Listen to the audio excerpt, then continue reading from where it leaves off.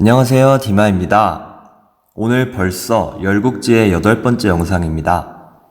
제가 원작의 깊이를 잘 전달하고 있는지는 모르겠지만 보시는 여러분이 열국지가 이런 이야기구나 라는 것을 간단하게나마 아셨으면 좋겠습니다.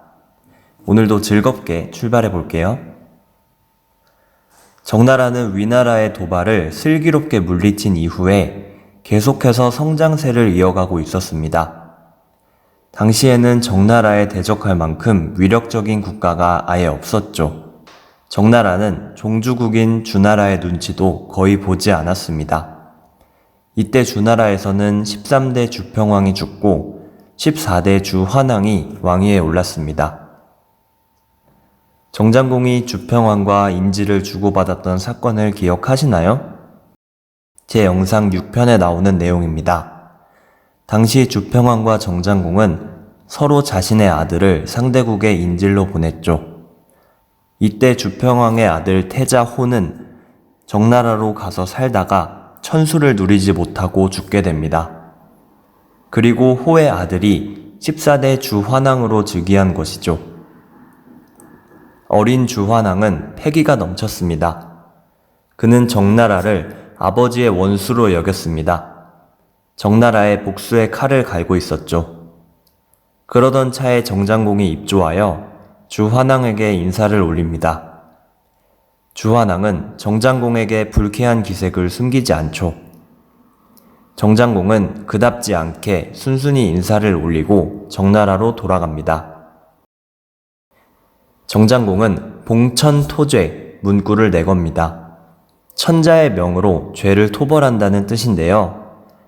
정장공이 천자를 만난 것은 천자의 명이라는 명분을 얻기 위함이었습니다. 그는 천자가 명령했다는 거짓말로 군사를 일으킵니다.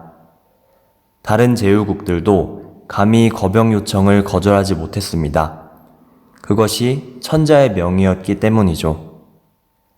정장공과 몇몇 연합국들은 송나라로 쳐들어갑니다. 당연히 송나라는 완패합니다. 정나라는 지난날의 전쟁에 복수를 한 셈이죠. 이 과정에서 정나라 제족과 송나라 공보가의 지략 싸움, 정나라가 대나라를 거저 차지한 일, 정나라의 거병 요청을 거절한 소국들의 최후 등등 크고 작은 일들이 많이 일어났습니다. 만약 자세한 내용이 궁금하시다면 댓글로 남겨주시면 설명드리겠습니다. 이 과정에서 영고숙이 죽습니다. 영고숙은 지난날 정장공과 어머니 강우의 화해를 주선한 인물이었습니다. 영고숙은 지략과 무용이 모두 뛰어났는데 공손획이라는 장수가 그를 시기했습니다. 정나라는 송나라와의 전쟁 이후 허나라로 쳐들어갑니다. 허나라의 수도는 허도였는데요.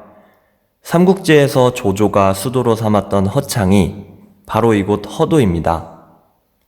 영고숙은 제일 먼저 허나라 성벽을 올랐는데 그를 시기한 공손획이 뒤에서 활을 쏩니다. 영고숙은 내부의 적 때문에 죽게 된 것이죠.